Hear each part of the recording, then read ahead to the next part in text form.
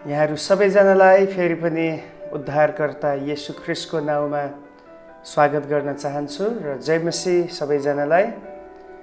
आजको यो क्लासमा परमेश्वरले यहाँहरू सबैलाई आशिष दिनुभएको होस्। आउनुहोस् हामी प्रार्थनाको साथमा यो क्लासलाई अगाडि बढाउनेछौँ। सर्वोच्च प्रभु, हामी तपाईलाई धन्यवाद दिन्छौँ। तपाई परमेश्वरले नै हामीलाई हरेक असल कुराहरू दिनुहुन्छ र तपाईको वचन सिक्न पाउने अमूल्य समय पनि हाम्रो लागि असल समय हो, असल मौका हो। यो प्रभु मौकाको लागि धन्यवाद छ। विशेष गरी यो क्लासलाई तपाईको हातमा राख्दछौँ। सधैँ प्रभु तपाई हामीसँग बोल्दै आउनु भए जस्तै, अगुवाई गर्नु भए जस्तै आज पनि प्रभु हामीलाई तपाईको विशेष माथिबाटको प्रकाशनको खाँचो छ। Lord, speak to us. We are here to receive the message. प्रभु तपाईको सन्देश लिनलाई हामी यही छौँ। हामीसँग बोल्नुहोस्। विशेष गरी आजको क्लासमा जे कुराहरू हामी हेर्नेछौँ, हिजोदेखि हामीले प्रकाशको पुस्तकलाई सुरु गरेका छौँ। तपाईले प्रभु यसका कुराहरू बुझ्नलाई तपाईले अगुवाई गर्नुहोस्। सबै आदर महिमा प्रभु तपाईलाई दिँदै माग्दछौँ। प्रार्थना बिन्ती येशू प्रभुको नाउँमा, आमेन। प्रभुको नामको स्तुति होस्। हामीले हिजोदेखि नयाँ नियमको अन्तिम पुस्तक, हाम्रो बाइबल सर्वेक्षणको अन्तिम चरणमा हामी पुगेका छौँ अनि प्रकाशको पुस्तकलाई हामी हेर्दैछौँ। प्रकाशको पुस्तकका केही मुख्य महत्त्वपूर्ण तथ्याङ्कहरूलाई केही हामीले हिजो हेऱ्यौँ। अझै त्यसलाई कन्टिन्यू हामी गर्दैछौँ। प्रकाशको पुस्तकलाई हामीले चिन्दाखेरि एउटा त मैले हिजो भनिसकेँ, इट इज अ प्रोफेटिकल बुक। यो भविष्यवाणीको पुस्तक हो। दोस्रो चाहिँ यो चाहिँ एउटा यसलाई हामी कसरी भन्न सक्छौँ, एउटा परिपूर्णताको पनि पुस्तक हो। The book of fulfilment. Okay, यो चाहिँ परिपूर्णताको पुस्तक। जस्तै उत्पत्तिको पुस्तकलाई हामी जग मान्न सक्छौँ, प्रकाशको पुस्तकलाई हामी माथिको छत मान्न सक्छौँ। जग र छत, ओके, कम्प्लिट भएको हामी पाउँदछौँ। जे कुरा उत्पत्तिको पुस्तकमा स्टार्ट भएको छ त्यसको एन्ड प्रकाशको पुस्तकमा भएको हामी पाउँदछौँ। त्यसकारण यसमा धेरै कुराहरू फुलफिल भएको हामी पाउँछौँ। र त्यसको साथसाथै प्रकाशको पुस्तकलाई अर्को एउटा शब्दमा पनि यो पुस्तकको नाम लिइन्छ, त्यो हो साताहरूको पुस्तक पनि भनिन्छ। मिन्स यो पुस्तकमा 7 भन्ने जुन शब्द छ, 7 भन्ने शब्द यो पुस्तकमा लगभग 53 देखि 54 पटक, okay, more than 53 times using the number of 7 is mentioned in the book of Revelation for almost 53 or 54 times. Okay, 53 देखि 54 पटक यो शब्द चलाएको छ। 7 बाइबलमा जहिले पनि पूर्णतालाई देखाउँछ। It shows the completion. एक किसिमले परिपूर्णतालाई देखाउने शब्द हो 7। परमेश्वरले 6 दिनसम्म सबै कुरा बनाउनु भयो। 7औं दिनमा उहाँले विश्राम लिनुभयो। He took rest and he declared the day of Sabbath. उहाँले त्यसलाई 7वाँ दिनलाई सबात दिनको घोषणा गर्नुभयो। 7 दिनको एक हप्ता हुने गर्दछ। त्यसकारण 7 एउटा असल सकारात्मक पोजिटिभ वेमा बाइबलमा 7 भन्ने शब्द आएको छ। ओके, त्यसकारण आज केही तपाईको बिचमा एउटा सर्वेकै यो एउटा हिस्सा हो। प्रकाशको पुस्तकमा 7 कति ठाउँमा चलाइएको छ अथवा कुन कुरामा 7 भन्ने शब्द आएको छ त्यसलाई हामी हेर्ने कोसिस गर्नेछौँ। म तपाईहरुको बिचमा त्यसलाई राख्न जाँदैछु। ओके, अब सबैभन्दा पहिला हामीले हेर्ने कुरा यो हो कि यसमा लगभग 54 पटक यो शब्द चलाएको छ। 54 पटक त हामी हेर्दैनौँ, तर मुख्य मुख्य ठाउँमा चाहिँ 7 के कुरामा प्रयोग भएको छ त, त्यसलाई आज हामी विचार गर्नेछौँ। पहिलो चाहिँ सातवा भन्ने जुन छ त्यो चाहिँ हामीले धन्य भन्ने शब्दमा पाउँदछौँ। 1 को 3 पदमा हामीले पढ्यो भने त्यहाँ हामी पहिलो धन्य देख्छौँ। हेर्नुहोस् त, त्यहाँनिर 1 को 3 पदमा म पढ्दैछु। त्यो धन्य हो जसले अगमबानीका यी वचनहरू उच्च स्वरले पाठ गर्दछ र धन्य हुन् तिनीहरू जसले सुन्दछन् र त्यहाँ लेखिएका कुरा पालन गर्दछन्, किनकि समय नजिक छ। ओके, त्यो धन्य हो। पहिलो धन्य 1 को 3 पदमा हामी पाउँछौँ। अब सबै म अहिले पढ्न त भ्याउँदिनँ, तपाईँले टिपेर राख्नुहोस्, पछि पढ्नुहोस्, म व्याख्या पनि गर्दिनँ, बस तपाईँलाई इन्फर्मेसन म दिँदैछु। दोस्रो धन्य हामी पाउँदछौँ 14 अध्यायको 13 पदमा। 14 अध्यायको 13 पदमा दोस्रो पटक धन्य भन्ने शब्द चलाइएको छ। त्यहाँ चाहिँ उहाँमा मर्नेहरू, ख्रिस्टमा मर्नेहरू अब उपरान्त धन्यका हुन् भनेर बताइएको छ। तेस्रो पटक, थर्ड टाइम 16 अध्यायको 15 पदमा बताइएको छ धन्य, ख्रिस्टको दुलही भएर हुनेहरूलाई धन्य भन्ने शब्द चलाइएको छ। 16 अध्यायको 15 पद, तपाईँले पद टिप्नुहोस्, पछि पढ्नुहोस्।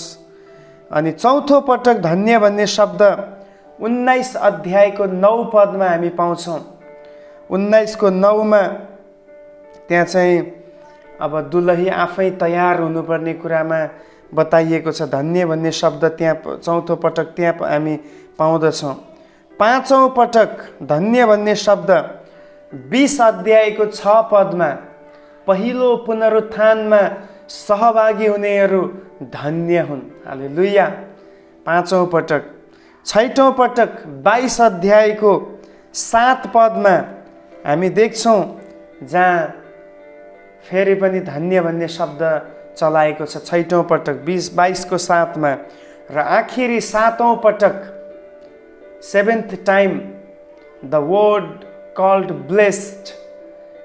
ओके, धन्य भन्ने शब्द 22 अध्यायको 14 पदमा चलाइएको छ, जसले आफ्नो वस्त्रलाई चोखो पारेको छ, राखेको छ, बिटुलो बनाएको छैन, त्यो धन्यको हो भनेर त्यहाँ बताइएको छ। सो 7 टाइम्स, 7 पटक धन्य भन्ने शब्द हामीले चलाएको पाउँदछौँ। त्यसै गरी 7 भन्ने 7वटा मण्डलीहरूको बारेमा हामी पाउँछौँ। हामी भोलिको क्लासमा त्यो 7वटा मण्डलीको विवरण हेर्नेछौँ। ऐतिहासिक रूपमा त्यसलाई जोडेर हामी हेर्नेछौँ। 2 र 3 अध्यायमा भएका 7वटा मण्डलीहरूको बारेमा, Ephesus, Smyrna, Pergamum, Thyatira, Sardis, Philadelphia, at last Laodicea, यी 7वटा मण्डलीहरूको बारेमा हामी पाउँदछौँ। त्यसपछि 7 सामदानहरूको विषयमा हामी पाउँछौँ। सामदान एउटा छ, तर त्यसमा 7वटा बत्ती छ। ओके, त्यसको बारेमा हामी पाउँदछौँ। त्यसै गरी हामी पाउँदछौँ 7 आत्माहरूको विषयमा। अब त्यो पद तपाईँले टिप्न सक्नुहुन्छ। 7 आत्माहरूको विषयमा भएको पद भनेको चाहिँ म तपाईँलाई अहिले नै यहाँ खोजेर दिने कोसिस गर्दैछु। मैले सबै पहिला टिपेर राखेको छैन। 7 आत्मा,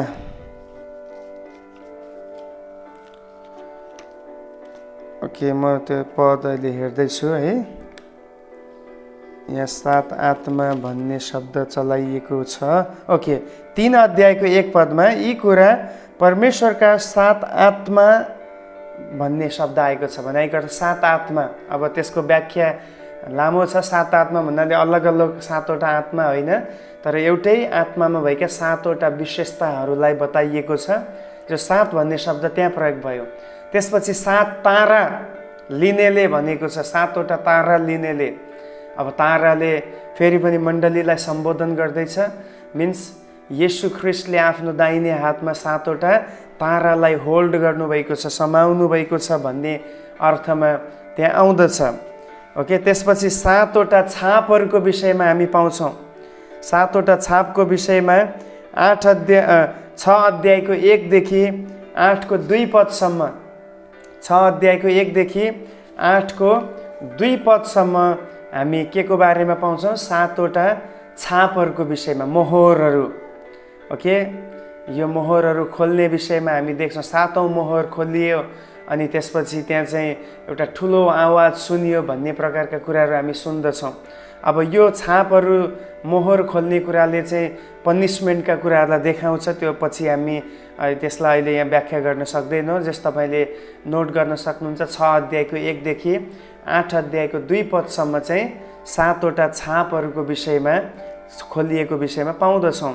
त्यसपछि अझै हामीले हेर्दाखेरि 7वटा तुरहीहरू फुकिएको, 7वटा तुरहीहरू अलग अलग दूतहरूले आएर फुकेको हामी पाउँछौँ। 8 अध्यायको 6 पददेखि 8 अध्यायको 6 पददेखि 11 अध्यायको 19 पदसम्म, 8 अध्यायको 6 देखि 11 अध्यायको 19 पदसम्म त्यहाँ चाहिँ 7वटा अलग अलग तुरहीहरू स्वर्गदूतहरूले आएर बजाएको छ।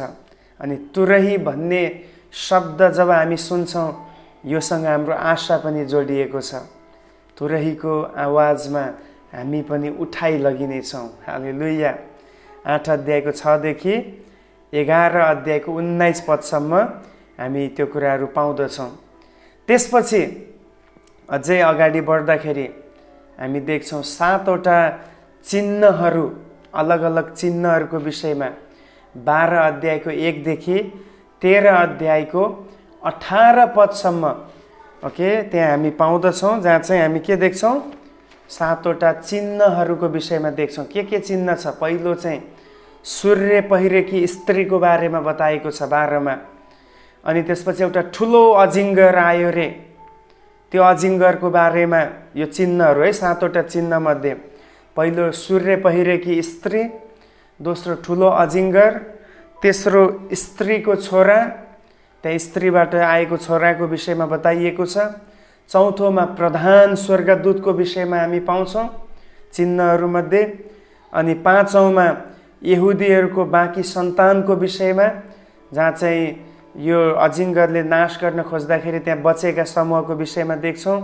6औँमा समुद्रबाट निस्किआएको पशुको विषयमा हामी देख्छौँ। समुद्रबाट एउटा डरलाग्दो पशु आयो रे। अनि 7औँमा पृथ्वीबाट आएको पशुको विषयमा हामी देख्दछौँ। यो 7वटा अलग अलग चिन्हहरू। ओके, त्यसपछि फेरि 7औँकै विषयमा 7 कचौराहरूको विषयमा हामी देख्छौँ। परमेश्वरले स्वर्गबाट क्रोधको कचौरा खन्याउनुहुन्छ। कचौराबाट खनिने कुराले 2वटा अर्थ हामी देख्छौँ बाइबलमा। एउटा चाहिँ पोजिटिभ सेन्समा हामीले हेर्दाखेरि परमेश्वरको आशिष, उहाँको अभिषेक जसरी एउटा कचौरा भरिएर बग्दछ, पोखिन्छ, ओभरफ्लो हुन्छ, त्यो एउटा पोजिटिभ वेमा त्यो बताइएको छ। अनि अर्को चाहिँ यता नकारात्मक रूपमा बताइएको छ परमेश्वरको क्रोध, परमेश्वरको रिस, परमेश्वरको दण्ड पनि उहाँले जसरी कचौरा घोप्ट्याउँदाखेरि सबै खत्तम हुन्छ, त्यसै गरी उहाँले आफ्नो रिस पोख्नुहुन्छ भन्ने आधारमा बताइएको छ। 16 अध्यायको पुरा च्याप्टर, 16को 1 देखि 21 पदसम्म हामी के देख्छौँ? 7वटा कचौराहरू त्यहाँ खन्याइएको विषयमा। अनि त्यसले अत्यन्तै ठुलो भयङ्कर परमेश्वरको दण्डलाई पृथ्वीमा ल्याएको कुराहरू हामी देख्दछौँ। ओके, त्यसपछि नेक्स्टमा 7वटा इन्साफहरूको विषयमा हामी देख्छौँ। 17 अध्यायको 1 देखि 20 अध्यायको 15 पदसम्म हामी के को विषयमा देख्छौँ? 7वटा अलग अलग समयमा भएका अलग अलग कुराहरूमाथि, शक्तिहरूमाथि भएका इन्साफको विषयमा हामी देख्छौँ। 17को 1 देखि 20 अध्यायको 15 पदसम्ममा हामी देख्छौँ। त्यहाँ चाहिँ पहिलो चाहिँ बेबिलोन साम्राज्यमाथि परमेश्वरले इन्साफ गर्नुहुन्छ। अब बेबिलोन साम्राज्य भन्नाले अब पुरानो समयको बेबिलोनको कुरा होइन, त्यो त नष्ट भएर गयो। तर बेबिलोनले जहिले पनि बाइबलमा हामीले हेर्दाखेरि बेबिलोनले चाहिँ सांसारिक शक्ति, प्रबल भएको शक्ति, परमेश्वरको विरोधमा खडा भएको शक्तिको रूपमा बेबिलोनले देखाउँदछ। कति मैले त्यही भएर भन्दैछु, प्रकाशको पुस्तकमा चलाइएका शब्दहरूलाई लिटरल्ली हामी व्याख्या गर्यो भने त्यो झुटो शिक्षा बन्छ। त्यसलाई हामीले भन्न खोजेको त्यो समयको परिस्थिति अनुसार हामीले त्यसलाई व्याख्या गर्नुपर्ने हुन्छ। किन बेबिलोन त यो बेलासम्म छैन, त्यो त दानियलको समयमा नै कोल्याप्स भइसक्यो माथि फारसबाट।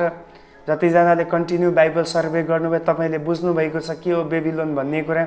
भने यहाँ चाहिँ प्रकाशको पुस्तक 27 अध्यायमा बताएको बेबिलोन चाहिँ लिटरल्ली त्यही सहर भन्दा पनि बेबिलोनको एटिट्युडमा बढेको सहर, कुनै अर्को एउटा सहरको विषयमा हामी देख्दछौँ। ओके, त्यसपछि बेबिलोन सहर साम्राज्यमाथि पहिला, दोस्रो सहरमाथि दण्ड इन्साफ आएको कुरा हामी देख्छौँ। त्यसपछि नेक्स्टमा 7 इन्साफहरूमा ख्रिस्ट विरोधी र झुटा अगमवक्ताहरूमाथि परेको इन्साफको विषयमा हामी देख्छौँ। ख्रिस्ट विरोधी जो मानिसहरूलाई परमेश्वर रहित बनाएर भड्काइरहेको थियो, शैतानको आराधनाको निम्ति मानिसहरूलाई लिएर गएको थियो, त्यो विषयमा हामी देख्छौँ भने। अनि त्यसै गरी झुटा अगमवक्ताहरू जसले चाहिँ मानिसहरूलाई बहकाएको थियो, ख्रिस्ट विरोधीको पछि लाग्नलाई, शैतानको पूजा गर्नलाई जुन भ्रममा पारेको थियो, बहकाएको थियो, अनि विभिन्न चमत्कारहरू देखाएको थियो, यस्ता झुटा अगमवक्ताहरूमाथि परमेश्वरको इन्साफ आएको विषयमा हामी देख्छौँ।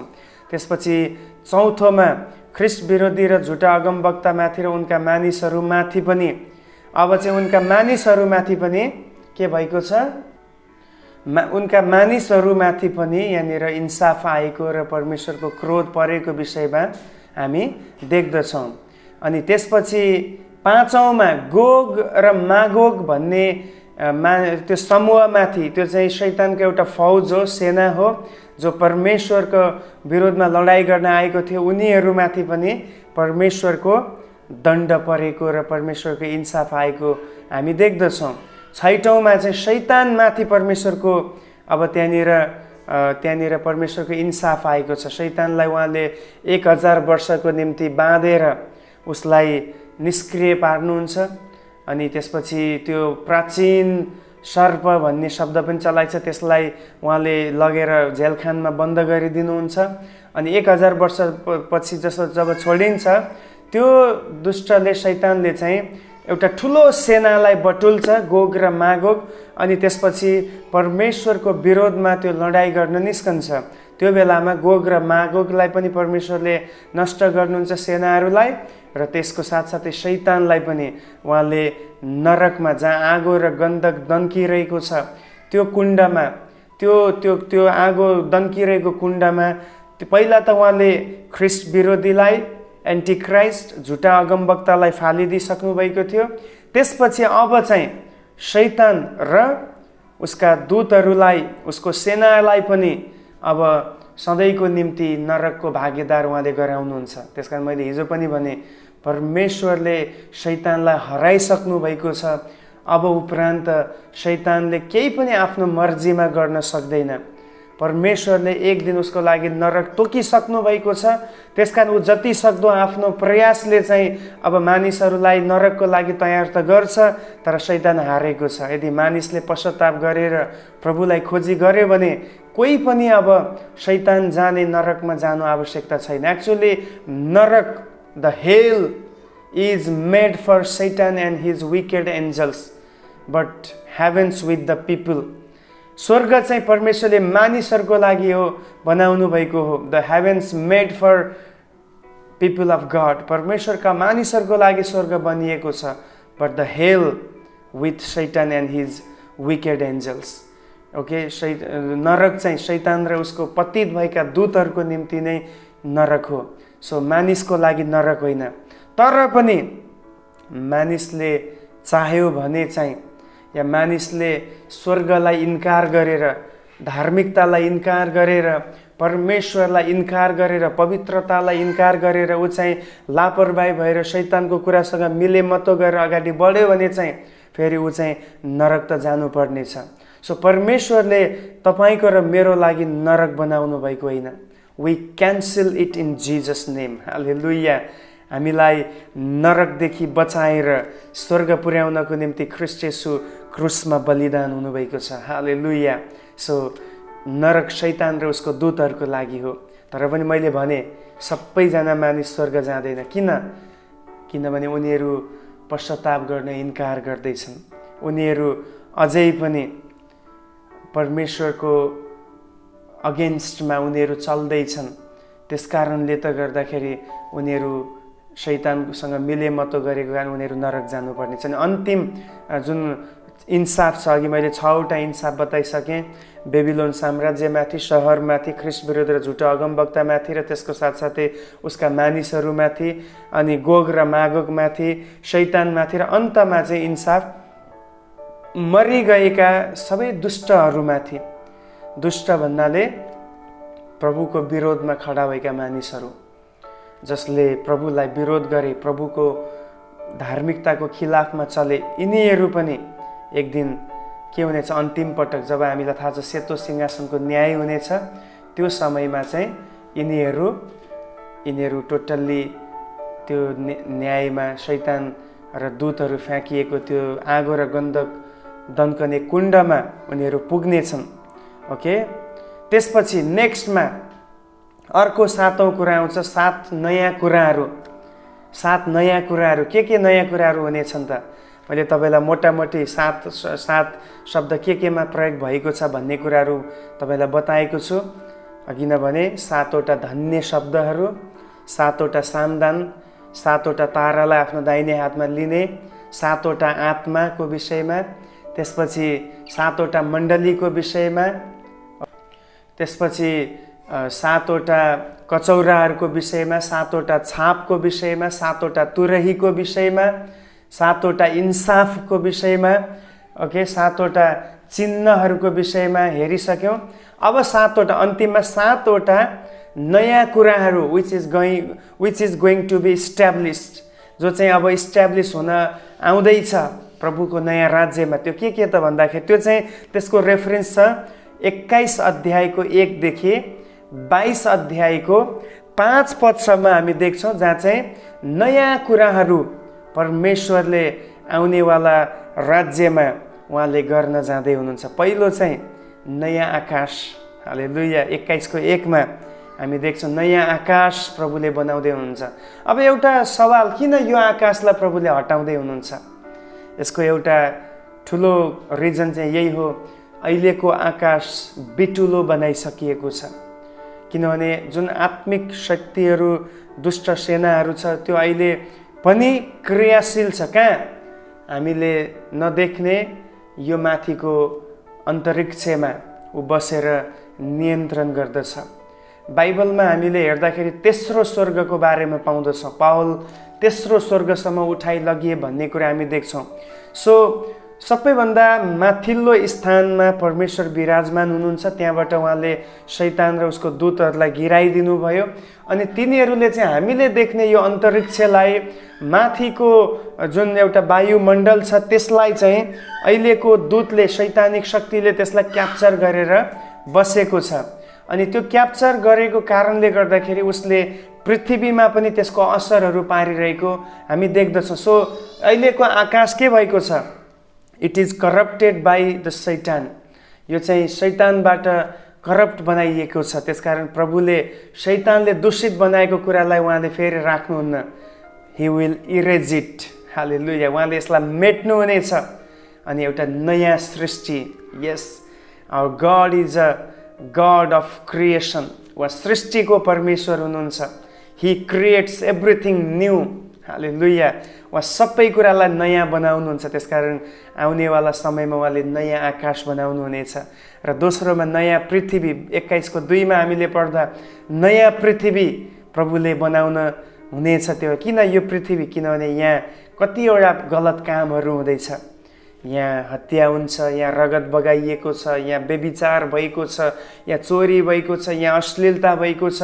रोमी 8को जब हामी 26-27तिर आउँछौँ, त्यहाँनिर चाहिँ पुरा पृथ्वी पनि एकसाथ मिलेर आर्तनाद गरिरहेको छ अरे पितासँग कि तपाईँको पुत्र जहिले प्रकट हुनुहुन्छ, हामी पनि त्यसको इन्तजारमा छौँ। किनभने यो पृथ्वीले पनि उद्धार पाउनेछ।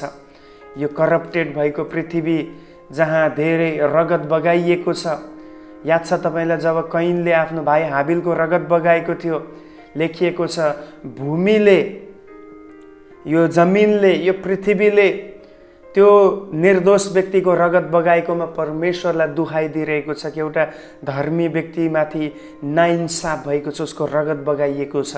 अनि त्यहाँदेखि उपरान्त आजसम्म कति रगत यसरी बगेको छ, कति गलत कामहरू यस पृथ्वीमा भएको छ। So God is going to erase all the old things on earth and He will establish new earth. Hallelujah.